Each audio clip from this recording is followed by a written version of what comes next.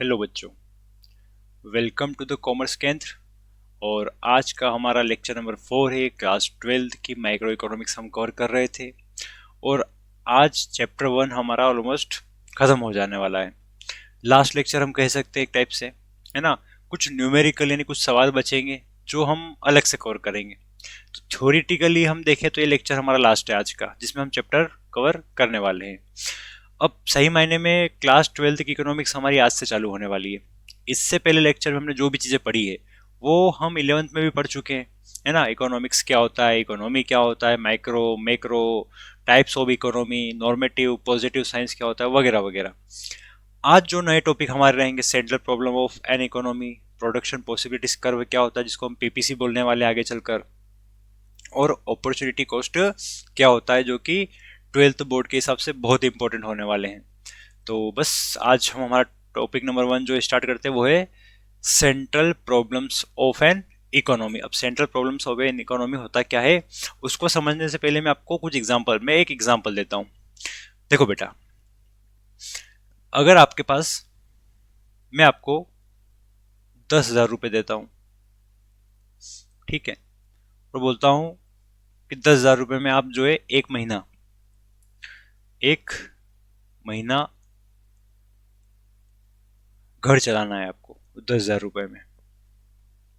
अब आप बोलोगे सर 10,000 रुपये ही क्यों, ज़्यादा क्यों नहीं? क्योंकि इकोनॉमिक्स पहले से मान के चलती है कि जो रिसोर्स है, संसाधन है, वो लिमिटेड है। अगर आपने मेरे लेक्चर पहले के देखे होंगे तो मैंने आपको बताया भी था कि हमारे पास जो रिसोर्स है, संसाधन है, वो सब क्या है, लिमिटेड है। तो 10,000 रुपये है। अब उस 10,000 में एक महीना आपको घर चलाना है, तो आप क्या करोगे? तो आप बोलोगे सर बहुत, इसमें तो बहुत प्रॉब्लम हो जाएगी। मैंने बोला कैसी प्रॉब्लम हो जाएगी? एक तो क्या खरीदे 10,000 रुपये में, डिसाइड करना पड़ेगा ना क्या क्या खरीदना है, 10,000 रुपये को कहाँ कहाँ लगाना है। फिर कितना कितना खरीदना है, क्या खरीदना और कितना खरीदना है देखना पड़ेगा। दूसरा, कैसे खरीदे,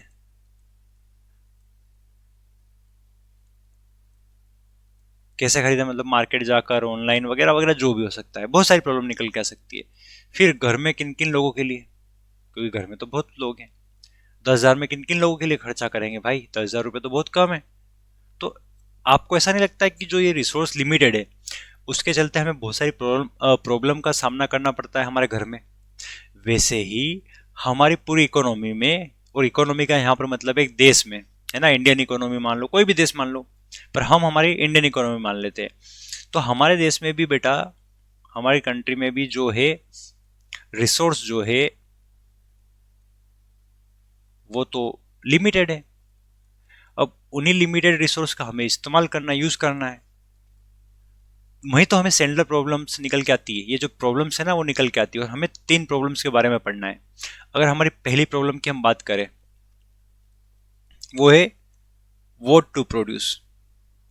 वोट टू प्रोड्यूस कि उन्हीं लिमिटेड रिसोर्स में किसका उत्पादन करें, है ना। और वोट टू प्रोड्यूस का ही एक हिस्सा छोटा सा रहेगा, how much, how much to produce. अब ये क्या चीज है, समझते हैं बेटा। देखो, ये कुछ ऐसा है कि वोट टू प्रोड्यूस, अब आपके पास जो लिमिटेड रिसोर्स है देश में, उसमें आप या तो कंज्यूमर गुड्स बनाओगे, या तो आप कैपिटल गुड्स बनाओगे। अब आप सोचोगे सर ये क्या चीज है, समझते हैं। कंज्यूमर जो गुड्स होते हैं बेटा, याद रखना, वो जो हम लोग यूज करते हैं, हम लोग डायरेक्टली यूज करते हैं हमारे सेटिस्फेक्शन के लिए, फॉर आवर सेटिस्फेक्शन, हमारी जरूरतों को पूरा करने के लिए। जैसे हमें कंज्यूमर गुड्स में क्या क्या आ गया, जैसे सुबह उठना है, चाय चाहिए, कॉफ़ी चाहिए, दूध लाना है, चीनी लाना है, चाय पत्ती लाना है, कॉफ़ी लानी है, या घर के सामान लाने, दाल लाना है, आटा लाना है, कपड़े लाने हैं, हमें शॉपिंग करनी है, तो जो डायरेक्टली हम यूज करते हैं हमारी जरूरतों को पूरा करने के लिए, वो सब होते हैं कंज्यूमर गुड्स। फिर सर कैपिटल गुड्स क्या होता है? कैपिटल गुड्स वो होते हैं बेटा जो फर्दर प्रोडक्शन में काम आते हैं, है ना, ऐसे गुड्स जो वापस से प्रोडक्शन में काम आए। जैसे मान लो आपने एक दुकान खोली, मान लो पेन बनाने की दुकान है ना। अब पेन बनाने की जो दुकान है, तो पेन बनाने के लिए आपको मशीन चाहिए होगी, हाँ चाहिए होगी, मतलब मशीन प्रोडक्शन के लिए काम आती है, तो मतलब वो क्या, कौन सा गुड्स हुआ? कैपिटल गुड्स हुआ। आपको मशीन, एक मतलब बिजनेस खोलने के लिए एक बिल्डिंग की जरूरत पड़ेगी, तो बिल्डिंग क्या हो गया? कैपिटल गुड हो गया। देश में जो रोड्स होते हैं वो ट्रांसपोर्ट का काम करते हैं, तो वो क्या हो गया? कैपिटल गुड्स हो गया। तो जो प्रोडक्शन में काम दे, जो बड़े, जिसमें बड़े बजट की जरूरत पड़ती हो, जो लंबे समय, एक बार इन्वेस्टमेंट करने पर लंबे समय तक चलते हैं, तो ऐसे गुड्स को या इन चीजों पर किए गए खर्चे को हम बोलते हैं capital goods, expenditure on capital goods, एक कैपिटल एक्सपेंडिचर बोलते हैं। और जो डे टू डे लाइफ में हम जो चीजें यूज करते हैं उसको हम कंज्यूमर गुड्स कहते हैं। तो जब हमारे पास रिसोर्स लिमिटेड है, तो हमें ये डिसाइड करना पड़ेगा ना उस लिमिटेड रिसोर्स का क्या किया जाए, कंज्यूमर गुड्स बनाए या कैपिटल गुड्स बनाए। तो चलो हमने डिसाइड कर लिया, है ना, हमने जो है डिसाइड कर लिया, क्या डिसाइड करा कि भाई साहब 40% कंज्यूमर गुड्स बनाएंगे और 60% उन्हीं गुड्स, उन्हीं रिसोर्स में से कैपिटल गुड्स बनाएंगे। तो सबसे पहली जो प्रॉब्लम होती है हर देश के लिए होती है कि क्या बनाया जाए उन्हीं लिमिटेड रिसोर्स में। फिर हाउ मच प्रोड्यूस, मतलब कितना, जैसे कि हमने डिसाइड करा 40% ये बनाते हैं और 60% ये बना देते हैं। तो ये प्रॉब्लम होती है पहली प्रॉब्लम, और ये हाउ मच टू प्रोड्यूस इसी का हिस्सा होता है।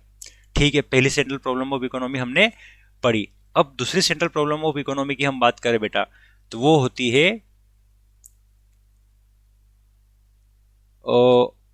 How to produce. How to produce मतलब कैसे उत्पादन करें, क्या उत्पादन करें। तो हमने देख लिया कि भाई 40% हमें जो है कंज्यूमर गुड्स बनाने हैं और 60% हमें कैपिटल गुड बनाने हैं। अब हाउ टू प्रोड्यूस का मतलब होता है यहाँ पर टेक्निक से, कौन सी टेक्निक का इस्तेमाल, टेक्निक का इस्तेमाल किया जाए, है ना। हाउ टू प्रोड्यूस मतलब कौन सी टेक्निक, कौन सी टेक्निक का हम इस्तेमाल, टेक्निक का मतलब है तरीका, कौन से तरीके से। पहला, हम मजदूरों का इस्तेमाल करें यानी लेबर्स का इस्तेमाल करें, या दूसरा हम जो है मशीन्स का इस्तेमाल करें। भाई प्रोडक्शन करने के दो ऑप्शन होते हैं, अगर आपने बिजनेस ओपन करा, या तो आप मजदूर को काम दे दोगे मजदूर बुलाकर, या तो आप बोलोगे यार मजदूर कौन बुलाएगा, काम करते मशीन ले आते। तो ऐसे ही हर देश के सामने भी ऑप्शन होता है कि क्या करें, जो प्रोडक्शन हम कर रहे हो अधिक से अधिक मशीनों का इस्तेमाल करें या अधिक से अधिक लोगों का इस्तेमाल करें। तो वो जो होता है उसी को हम जो है हाउ टू प्रोड्यूस बोलते हैं, यानी कौन सी टेक्निक का हमें इस्तेमाल करना चाहिए। तो ये हमारी सेकेंड प्रॉब्लम होती है। अब जैसे कि जापान जैसे देश हो गए, वहाँ पर जो है जनसंख्या कम है, पॉपुलेशन कम है, तो वो हो सकता है लेबर का इस्तेमाल करेंगे। इंडिया जैसे देश में हो सकता है मशीनों का इस्तेमाल करेंगे जापान में। और इंडिया जैसे देश में जहाँ जनसंख्या बहुत ज़्यादा, पॉपुलेशन बहुत ज़्यादा, बेरोजगारी ज़्यादा है, तो हो सकता है इंडिया में जो लेबर का इस्तेमाल ज़्यादा हो। वैसे तो देखो, इसको इस्तेमाल ऐसे नहीं देखा जाता, इसका इस्तेमाल देखा जाता है कॉस्ट बेनिफिट से। देखो, आप अगर बिजनेसमैन हो तो आप चाहोगे कि लागत कम से कम लगे और जो प्रॉफिट है वो अधिक से अधिक मिले। तो अगर लेबर सस्ते हुए तो आप तो कोशिश करोगे लेबर का इस्तेमाल करना है, मशीनरी सस्ती हुई तो आप कोशिश करोगे मशीनों का इस्तेमाल करना है। तो बेसिकली हम देखते हैं कि कॉस्ट बेनिफिट में फायदा क्या है, लागत कम और बेनिफिट ज़्यादा, है ना। तो पहली प्रॉब्लम हमने क्या देखी, व्हाट टू प्रोड्यूस। दूसरी प्रॉब्लम हमने देखी हाउ टू प्रोड्यूस। और थर्ड प्रॉब्लम हम देखें अगर, तो वो है फॉर होम टू प्रोड्यूस, किसके लिए उत्पादन किया जाए, किसके लिए। अब किसके लिए यहाँ पर मतलब है विच category of society, section of society की बात हो रही है बेटा यहाँ पर। सोसाइटी में कौन से सेक्शन, अब सेक्शन ऑफ सोसाइटी का मतलब यहाँ पर है जैसे कि गरीब लोगों के लिए या अमीर लोगों के लिए, डिस्ट्रीब्यूशन या बंटवारे की बात हो रही है कि जो भी हमने बनाया अब वो किसके लिए मतलब बनाया जाए, गरीबों के लिए, अमीर के लिए, या किसी और सेक्शन ऑफ द सोसाइटी के लिए। तो ये जो तीन प्रॉब्लम हमने पढ़ी, कौन कौन सी पढ़ी, पहली व्हाट टू प्रोड्यूस, तो पहली सेंट्रल प्रॉब्लम इकोनॉमी होती है, और इसी का हिस्सा होता है हाउ मच, कितना बनाए, क्या बनाए, कितना बनाए। फिर दूसरा हाउ टू प्रोड्यूस, अब हमने एक डिसाइड कर लिया कि कितना बनाना है, क्या बनाना है, फिर कौन सा तरीका, लेबर का यूज करना है, मशीनों का यूज करना है। और थर्ड प्रॉब्लम ऑफ इकोनॉमी होता है whom to produce, किसके लिए बनाया जाए, सेक्शन ऑफ द सोसाइटी का इस्तेमाल, मतलब कौन सी सेक्शन ऑफ सोसाइटी को हम जो है प्रोडक्शन करें। तो ये जो तीन प्रॉब्लम होती है, ये वो बेसिक प्रॉब्लम होती है जो हर इकोनॉमी के हर इकोनॉमी को उस पर डिसीजन लेना पड़ता है, इसीलिए हम इसको सेंट्रल प्रॉब्लम ऑफ इकोनॉमी कहते हैं।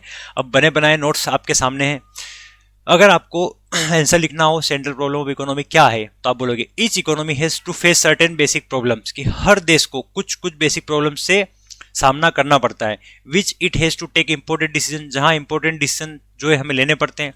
और professor Samuelson has classified this problems as under, और जो प्रोफेसर सैमुअलसन है उन्होंने कुछ प्रॉब्लम्स बताई है, वो है पहले हम पढ़ चुके हैं, व्हाट टू प्रोड्यूस, कितना क्या प्रोडक्शन करें, और इसी का हिस्सा था how much, how to produce, technique of production क्या होना चाहिए, और होम टू प्रोड्यूस मतलब which category of the society. तो ये तीन प्रॉब्लम होती है जिसको हम जो है सेंट्रल प्रॉब्लम ऑफ इकोनॉमी कहते हैं, आपको याद रखना है। अब वन बाय वन हम सभी को अगर पढ़ें तो ये बना बनाए नोट्स आपके लिए हाजिर है। व्हाट टू प्रोड्यूस में आप क्या लिखोगे, goods produced in economy are two kinds, हर इकोनॉमी में दो तरीके के गुड्स प्रोड्यूस होते हैं, या तो कंज्यूमर गुड्स या तो प्रोड्यूसर या कैपिटल गुड्स होते हैं, ये मैंने आपको समझा दिया था।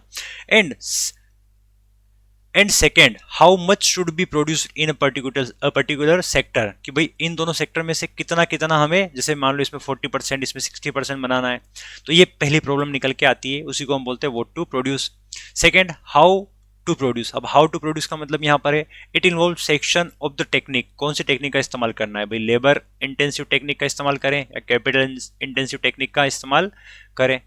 फिर थर्ड प्रॉब्लम है whom टू प्रोड्यूस, किसके लिए, it include how the economy has the central problem as how the production should be distributed among the various section of society, के जो भी हम प्रोडक्शन कर रहे हो कैसे कैसे लोगों को, किन किन लोगों के लिए बनाया जाए ताकि उसमें डिस्ट्रीब्यूशन किया जा सके। तो ये तीन इंपॉर्टेंट डिसीजन हर इकोनॉमी को लेने पड़ते हैं, कौन कौन से बेटा, what to produce, how to produce और whom टू प्रोड्यूस। तो इसी को सेंट्रल प्रॉब्लम ऑफ इकोनॉमी कहते हैं। तो ये हमारा जो टॉपिक होता है कवर। अब हम नेक्स्ट टॉपिक की ओर बढ़े, बहुत इंपॉर्टेंट टॉपिक है, आप चाहो तो इस पर IMP लिख सकते हो बोर्ड के हिसाब से, है ना, प्रोडक्शन पॉसिबिलिटीज कर्व, जिसको हम बोलेंगे PPC, प्रोडक्शन पॉसिबिलिटीज कर्व, इसको प्रोडक्शन पॉसिबिलिटीज फ्रंटियर भी बुलाया जाता है, ठीक है, आप याद रखना, प्रोडक्शन पॉसिबिलिटीज फ्रंटियर भी बोलते हैं, इसको ही जो है ट्रांसफॉर्मेशन कर्व भी बोलते हैं, जो कि आगे नाम लिखे हुए मिल जाएंगे आपको, है ना, तो डरने की बात नहीं है, इसको ही ट्रांसफॉर्मेशन कर्व भी बोलते हैं। तो अलग अलग नामों से ये जो है जाना जाता है, जो कि आपको आगे लिखे हुए मिल जाएंगे, तो डरने की बात आपको बिल्कुल भी नहीं है ना। फिलहाल हम जो है PPC पढ़ेंगे, यानी प्रोडक्शन पॉसिबिलिटीज कर्व होता क्या है। देखो बेटा, इसकी शुरुआत भी है ना यहीं से होती है, कहीं से, जो रिसोर्स है वो हमारे पास लिमिटेड है, याद रखना, रिसोर्स जो है हमारे पास लिमिटेड है और हमें उसी लिमिटेड रिसोर्स में प्रोडक्शन करना है। देखो क्या है, प्रोडक्शन पॉसिबिलिटीज कर्व, प्रोडक्शन मतलब उत्पादन, पॉसिबिलिटी का मतलब संभावना, क्या संभावना है ना, संभावना का मतलब ये है कि जैसे कि अगर आप पढ़ाई कर रहे हो तो संभावना है कि आपके मार्क्स अच्छे आ जाएंगे, आप पढ़ाई नहीं कर रहे हो तो पॉसिबिलिटीज है कि आप फेल हो सकते हो। तो पॉसिबिलिटीज मतलब संभावना क्या क्या है ना, बहुत सारी संभावनाएं होती है, नंबर ज़्यादा भी आ सकते हैं, नंबर मीडियम भी आ सकते हैं, नंबर कम भी आ सकते हैं, आप फेल भी हो सकते हो, तो पॉसिबिलिटीज तो बहुत सारी होती है। तो हम यहाँ पर प्रोडक्शन की पॉसिबिलिटीज पढ़ेंगे, और कर्व का मतलब जो यहाँ पर है ग्राफ से है, तो इसका हम ग्राफ भी देखेंगे। तो इन चीज़ों को समझेंगे, उससे पहले हम कुछ एग्जाम्पल समझने की कोशिश करते हैं। जैसा मैंने आपको बोला था, रिसोर्स हमारे पास लिमिटेड है और हमें उसी लिमिटेड रिसोर्स में प्रोडक्शन करना है।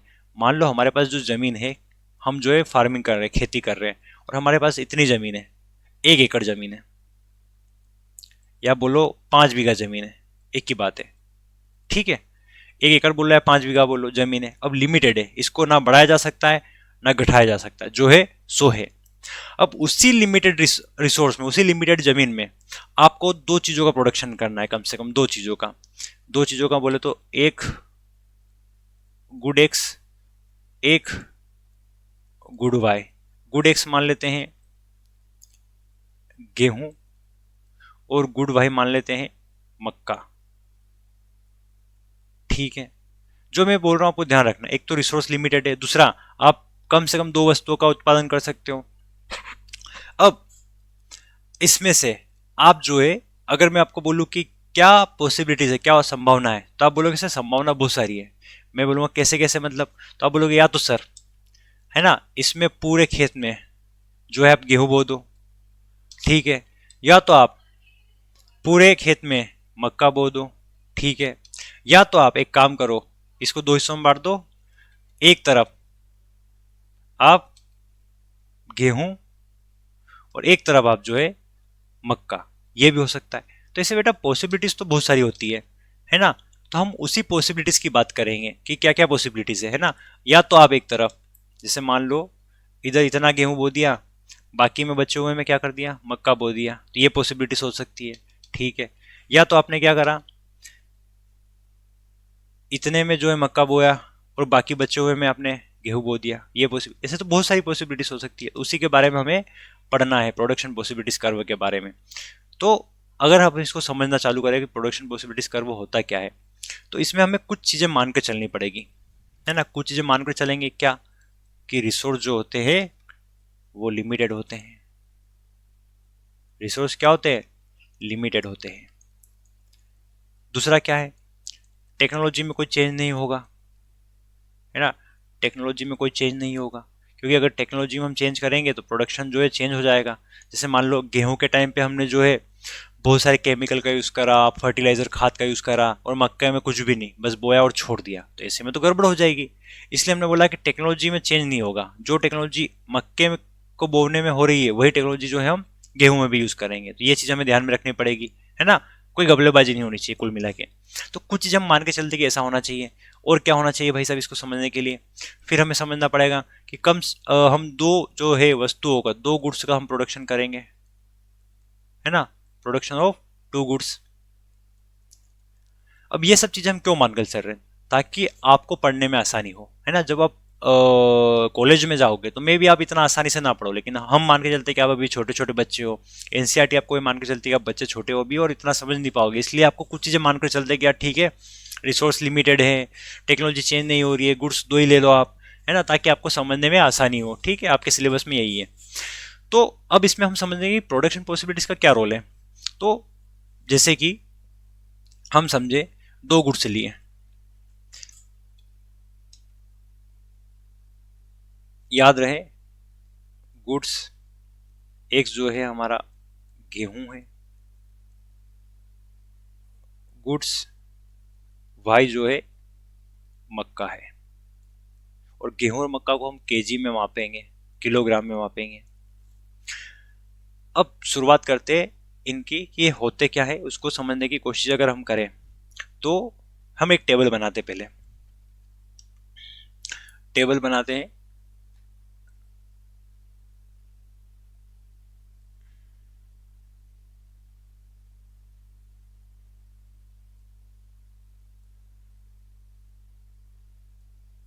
और इधर लिखते हैं सबसे पहले,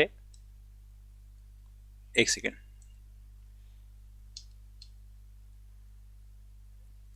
कॉम्बिनेशंस। अब ये क्या होता है अभी समझ में आ जाएगा। इधर हम लिखते हैं गुड एक्स और इधर हम लिखते हैं गुड वाई, ठीक है। मान लो बेटा, और इधर मैं आपको समझाने के लिए बना देता हूं खेत, ताकि आपको समझ में आ जाए। ये खेत था, तो सबसे पहले हमने क्या करा, पूरे खेत में क्या करा हमने कि गुड वाई यानी हमने जो है मक्का बोया। तो मान लो पूरे खेत में जब मक्का बोया तो हमारे सामने 20 किलोग्राम हमने मक्का उगाया। तो गेहूं कितना उगा होगा, परसेंट जीरो, क्योंकि पूरे खेत में तो क्या बोया था, मक्का, ठीक है। ये समझ में आया आपको। फिर हमें लगा कि यार सर एक काम करते हैं, हमें मक्का भी उगाना चाहिए, सॉरी गेहूं भी उगाना चाहिए। गुड एक्स जो है हमारा मान लो गेहूं है, मैं लिख देता हूं ताकि आप भी कंफ्यूज ना हो और मैं भी कंफ्यूज ना हो। तो पूरे खेत में हमने मक्का उगाया और गेहूं बिल्कुल जीरो आया, क्योंकि पूरे खेत में मक्का था। फिर हमें लगा कि यार प्रोडक्शन जो होता है वो गेहूं का भी होना चाहिए। तो हमने एक काम करा कि एक काम करते इस बार जो है चेंज करते हैं। और चेंज कर हमने क्या करा कि कुछ हिस्सों में, बाकी पूरे तो मक्का था लेकिन कुछ हिस्सों में हमने जो है गेहूं उगाना चालू करा। तो हमने अब गेहूं उगाए, तो 1 केजी गेहूं उगाया, ठीक है। तो हमारा मक्का कम होके 18 केजी हो गया। अब अच्छा, ये नंबर मैंने कुछ भी ले लिया है, ये आपकी मर्जी से ले लिए, है ना। मैंने पहले 20, अब 30 ले सकते थे, 40, 50, 10 अपने हिसाब से, बस इस हिसाब से अपने को लेने नंबर की कम करते जाए और इधर नंबर बढ़ते जाए, इसलिए मैंने 20 केजी ले लिया। 15 लेते हैं तो फिर 15 से कम करते 20। अब क्योंकि हमारे पास जमीन तो कम थी, तो हमें अगर मक्का को कम करना पड़ेगा तभी हम गेहूं को बढ़ा सकते हैं। तो 1 केजी हमने गेहूं उगाया तो हमने बदले में 2 किलोग्राम मक्का कम कर। अब आप सोचोगे सर 1 केजी गेहूं उगाने के लिए 2 केजी मक्का कम क्यों हुआ? तो बेटा आपको ये समझना पड़ेगा कि प्रोडक्शन सबका एक जैसा नहीं होता है। कोई फसल ज़्यादा आती है, कोई फसल कम आती है। वहीं पर आप आलू आलू उगाते तो हो सकता है आलू अलग निकलते, वहीं पर आप मान लो वाटर मिलने तरबूज उगाते तो अलग निकलते। तो ऐसा थोड़ी है कि आप अच्छा 4 खेतों में अगर एक ही फसल बोओगे तो भी 4 खेतों में से अलग अलग प्रोडक्शन होगा, किसी में 1 ट्राली निकलेगा, किसी में 2 ट्राली, किसी में वगैरह वगैरह, है ना। 4 बोरी निकल गया, 2 बोरी निकल गया, तो बोले आप 4 खेतों में एक साथ प्रोडक्शन करोगे तभी भी अलग अलग ही निकलेगा। तो ये फिक्स है, ये रियल लाइफ, हम रियल लाइफ मान के चलते हैं कि रियल लाइफ में कभी भी एक जैसा प्रोडक्शन नहीं होता है। तो हमने मान लिया कि एक, और ये भी मन से लिया मैंने कि 1 केजी जब मैंने गेहूं बढ़ाए तो बदले में मुझे जो है 18 मतलब 2 केजी जो है मक्का से कॉम्प्रोमाइज करना पड़ गया। ठीक है, फिर मुझे लगा कि गेहूं का प्रोडक्शन और करना चाहिए, तो मैंने बोला ठीक है 1 केजी और बढ़ाकर हम जो है 2 केजी गेहूं कर देते हैं, और इधर मैंने जो है मक्का कम कर कर 15 केजी कर दिया। फिर मुझे लगा कि गेहूं और बढ़ाना चाहिए, तो गेहूं बढ़ाकर जो है 3 केजी किया, और इधर जो है मक्का जो है 11 केजी रह गया। फिर मुझे लगा कि नहीं, मुझे गेहूं का प्रोडक्शन और करना चाहिए, मैंने इधर बढ़ाकर कर दिया मान लो 4 केजी, और इधर रह गया कम होकर 6 केजी। और मैंने सोचा कि एक काम करते पूरे खेत में जो है गेहूं लगा देते, और गेहूं बढ़कर हमारे हो गए 5 केजी, और मक्का हमारा हो गया 0 केजी। ठीक है, अब आप सोचोगे सर इधर तो 20 केजी था और इधर 5 केजी रह गया।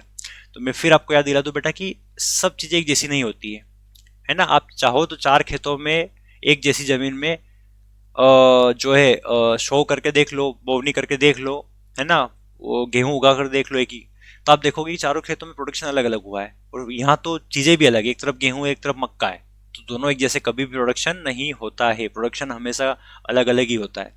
ठीक है, एक मजदूर अच्छा काम कर सकता है एक चीज में, दूसरा मजदूर दूसरी चीजों में अच्छा काम कर सकता है।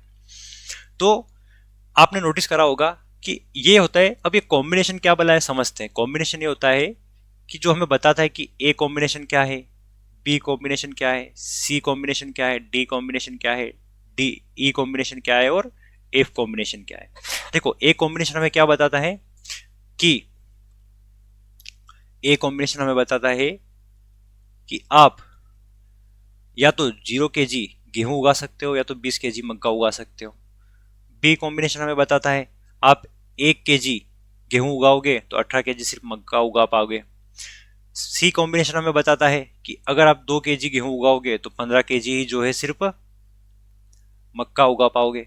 डी कॉम्बिनेशन हमें बताता है, कॉम्बिनेशन मतलब दो चीजों का कॉम्बिनेशन, कि अगर आपको 3 केजी गेहूं उगाने हैं तो आप मक्का सिर्फ कितना उगा पाओगे, 11 केजी। ई कॉम्बिनेशन आपको क्या बताता है कि अगर आपको 4 केजी गेहूं उगाना है तो आपको जो है सिर्फ 6 केजी ही आपको मक्का है हो पाएगा। और एफ कॉम्बिनेशन हमें यह बताता है कि अगर आपको गेहूं का प्रोडक्शन 5 केजी करना है तो पूरे खेत में, तो आपको जो है मक्के का प्रोडक्शन बिल्कुल 0 हो जाएगा। तो ये अलग अलग कॉम्बिनेशन है। ए कॉम्बिनेशन बताता है गेहूं जो है प्रोडक्शन 0 केजी हो रहा है और मक्के का प्रोडक्शन 20 केजी हो रहा है। बी कॉम्बिनेशन, तो ये अलग अलग कॉम्बिनेशन होते हैं। देखो पॉसिबिलिटीज हो गई ना, संभावना हो गई ना, संभावना कितनी हो गई, संभावना 1, 2, 3, 4, 5 और 6 संभावना है। या तो आप 5 केजी का प्रोडक्शन गेहूं का कर लो तो 0 केजी का आप मक्के का कर पाओगे, या तो आप 4 केजी प्रोडक्शन जो है गेहूं का करोगे तो 6 केजी आप मक्के कर पाओगे। तो अलग अलग पॉसिबिलिटीज हो गई, अलग अलग संभावनाएं हो गई, इसीलिए इसको प्रोडक्शन पॉसिबिलिटीज कर्व कहते हैं। तो आपको इस बात का ध्यान रखना है, यही प्रोडक्शन पॉसिबिलिटीज कर्व कहलाता है, और यही टेबल आपको बनानी पड़ेगी, है ना। आप अच्छे से टेबल बना लीजिएगा, ठीक है। तो इसी को प्रोडक्शन पॉसिबिलिटीज कर्व, अब सोचा प्रोडक्शन पॉसिबिलिटीज कर्व क्यों कहते हैं, क्योंकि ये अलग अलग प्रोडक्शन की पॉसिबिलिटीज को हमें बताता है। तो आपको इस बात का ध्यान रखना पड़ेगा। अब क्योंकि हमने इसमें पढ़ा था कि इसको प्रोडक्शन पॉसिबिलिटीज कर्व क्यों कहते हैं, तो कर्व इसलिए बोलते हैं क्योंकि बेटा इसमें हमें ग्राफ बनाना पड़ता है। इसका ग्राफ कैसे बनता है हम समझते हैं। इसका ग्राफ हमें अगर बनाना हो तो सबसे पहले हम देखेंगे कि ग्राफ की प्लॉटिंग कैसे होती है। ये मान लो ग्राफ हमने बनाया, इसमें इधर जो है एक्स एक्सिस है, इधर जो है वाई एक्सिस है, ठीक है।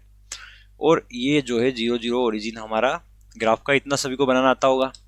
फिर अब एक तरफ हम एक्स एक्सिस पर क्या है बेटा, एक्स एक्सिस पर हमने लिया था गुड एक्स को, जो कि था गेहूं, ठीक है। और इधर वाई पर हमने लिया था गुड वाई को, जो था हमारा मक्का, ठीक है, कॉर्न और व्हीट। अब गेहूं हमारे कितने हो गए थे, 1 2 3 4 और मान लो ये 5 kg तक। तो इधर हम जो है 3 6 9 12 15, यहाँ पर मान लो 18 और यहाँ पर मान लो 20, ठीक है। इसको लाइन को थोड़ा सा बढ़ा लेते हैं हम,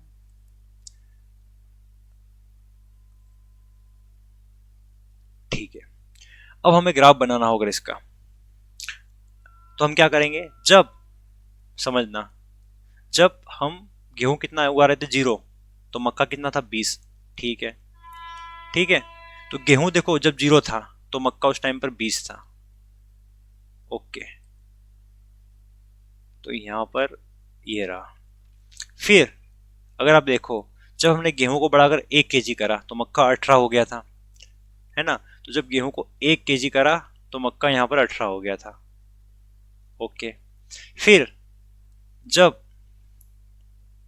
गेहूं को 2 kg करा तो मक्का कम होकर 15 हो गया था। तो गेहूं को जब 2 kg करा तो मक्का कम होकर यहाँ पर कुछ 15 हो गया था। फिर गेहूं को 3 kg करा तो मक्का 11 kg हो गया था। गेहूं को 3 kg करा तो मक्का हमारा जो है 12 से थोड़ा सा नीचे हम मान लेते हैं, इतना हो गया होगा। फिर गेहूं को 4 kg करा तो मक्का कम होकर 6 हो गया था। गेहूं को 4 तो मक्का बिल्कुल यहाँ तक आ गया था। और जब हमने गेहूं को 5 kg करा तो बिल्कुल ये 0 तो यहाँ पर आ गया था। अब इन सब लाइन को मिला दो, अगर आप इन सब लाइन को मिला दो अगर आप, तो ये बन जाता है हमारा curve of PPC, production possibilities का कर्व। और इसको हम बोलते हैं, इस कर्व को अगर आपको नाम देना हो तो इसको आप नाम दे सकते हो कॉनकेव टू द ओरिजिन। ये आपको याद रखना है। इसीलिए प्रोडक्शन पॉसिबिलिटीज का कर्व जो है कैसा होता है बेटा, कॉनकेव टू द ओरिजिन होता है। ओरिजिन से कॉनकेव इस तरीके से होता है, थोड़ा सा है ना, मैंने तो फिर भी बना दिया, ऐसे ऐसे की ओर होता है। तो ये आपको याद रखना, ये होता है कर्व ऑफ पीपीसी, बहुत इंपॉर्टेंट टॉपिक है। तो आज हमने समझा कि प्रोडक्शन पॉसिबिलिटीज कर्व होता क्या है। देखो यहाँ पर अगर हम समझे प्रोडक्शन पॉसिबिलिटीज कर्व को, तो पहली बात तो प्रोडक्शन पॉसिबिलिटीज कर्व को अलग नाम से जाना जाता है, जैसे production possibilities frontier, production possibilities line या प्रोडक्शन ट्रांसफॉर्मेशन कर्व भी इसको बोलते हैं। इसका मीनिंग हम बात करें, अब production possibilities curve exhibits all those combination, हमें अलग अलग कॉम्बिनेशन को बताता है, शो करता है, of X and Y goods, दो गुड्स के बीच में, कॉमोडिटीज मतलब goods, the production of which possible for society, जो कि एक समाज के लिए पॉसिबल प्रोडक्शन हो सकते हैं, when the quantity of resource is constant, कि जब रिसोर्स हमारे पास लिमिटेड हो। देखो हमने यहाँ यही तो करा, प्रोडक्शन पॉसिबिलिटीज कर्व हमें अलग अलग कॉम्बिनेशन को बताता है, combination A B C D E F, ठीक है, ध्यान रखना आप डेफिनेशन को। Production possibilities curve exhibits all those combination of good X and Y, X और वाई कॉम्बिनेशन के अलग अलग, X and Y goods commodity के अलग अलग कॉम्बिनेशन को बताता है। Of the which is possible for society, है ना, जो कि एक समाज के लिए प्रोडक्शन की पॉसिबिलिटीज होती है, when the quantity of resource is limited, constant मतलब क्या, एक जैसी हो, जो बदलती नहीं है, उसी को प्रोडक्शन पॉसिबिलिटीज कर्व कहते हैं। और कर्व जो है हमने इसका जो ये टेबल बनानी है इसके बाद, तो सॉरी, है ना, तो सबसे पहले आपको ये डेफिनेशन लिखनी है। फिर डेफिनेशन लिखने के बाद आपको जो है ये टेबल बनानी रहेगी नीचे, है ना, टेबुलेशन शेड्यूल ऑफ पीपीसी, इसका आप नाम देना है आपको यहां पर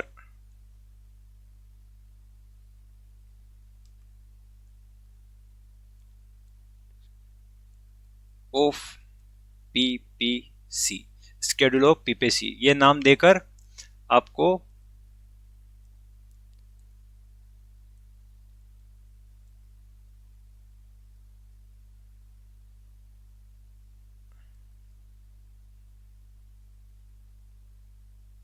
फिर ये टेबल बना लेनी है।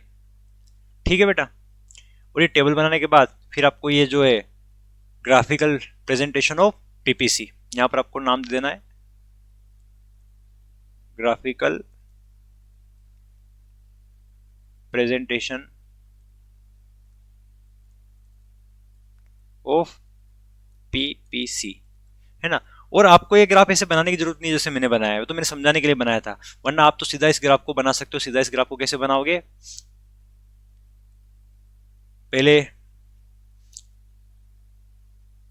एक्स एक्सिस वाई एक्सिस को बनाना है, ठीक है। फिर आपको नाम लिखना है एक्स एक्सिस इधर, वाई एक्सिस इधर, और आपको एक सीधा सा कॉन्केव टू द ओरिजिन एक ग्राफ बना लेना है, और इसी को जो है प्रोडक्शन पॉसिबिलिटीज कर्व कहते हैं। तो मैं आपको समझाने के लिए पूरा डिटेल में पढ़ाया था, अदरवाइज आप डायरेक्ट लिखोगे तो भी चलेगा। ठीक है बेटा। और ये ग्राफ हमें क्या बताता है, अगर हम इस ग्राफ को समझने की कोशिश करें तो ये भी हमें डिफरेंट डिफरेंट कॉम्बिनेशन ही बताता है। देखो ये मान लो ए कॉम्बिनेशन, ये बी कॉम्बिनेशन और ये सी कॉम्बिनेशन है। तो ए कॉम्बिनेशन हमें क्या बताता है, ए कॉम्बिनेशन हमें बताता है कि अगर, समझते हैं, अगर हम इतना प्रोडक्शन हम कर रहे हैं गुड वाई का, इतना मतलब क्या है, कम है, ये तो कितना सिर्फ एक है, एक प्रोडक्शन हम कर रहे हैं गुड वाई का, तो हम यहां से यहां तक, है ना, ये good x, sorry good x का हम सिर्फ एक प्रोडक्शन कर रहे हैं, तो यहाँ गुड वाई का हम जो है 18 प्रोडक्शन हम कर सकते हैं। तो एक कॉम्बिनेशन ये पता चल रहा है। दूसरा क्या है कि अगर हमें ये कम करना है गुड वाई, तो हमें गुड एक्स बढ़ जाएगा। ये देखो जब हमने गुड वाई को कम करा तो गुड एक्स बढ़ गया, गुड एक्स देखो बढ़कर 2 हो गया, तो गुड वाई कम होकर 15 हो गया, तो 2 और 15 ये कॉम्बिनेशन, तो ये हमें अलग अलग कॉम्बिनेशन को बताता है। तो ये भी आप चाहो तो समझ सकते हो इस ग्राफ की मदद से। तो आज का जो है हमारा टॉपिक यहीं पर ख़त्म होता है। आई होप हमें बहुत अच्छे से चीज़ों को समझ में आया होगा। आने वाला जो पार्ट 2 है ना, लेक्चर नंबर 4 का ही पार्ट 2 अलग से लाऊंगा मैं, जिसमें हम इसकी कैरेक्टरिस्टिक्स को पढ़ेंगे, जिसमें हम इसके अजम्पशंस को पढ़ेंगे। अजम्पशंस क्या होता है ये हम पढ़ने वाले हैं, और लास्ट में हम अपॉर्चुनिटी कॉस्ट क्या होता है उसको भी हम पढ़ेंगे। तब तक के लिए आप इन सभी को रिवीजन करके रखना, और आगे भी हम इसी तरीके से बहुत अच्छे तरीके से इस टॉपिक को कवर करेंगे। थैंक यू बच्चों।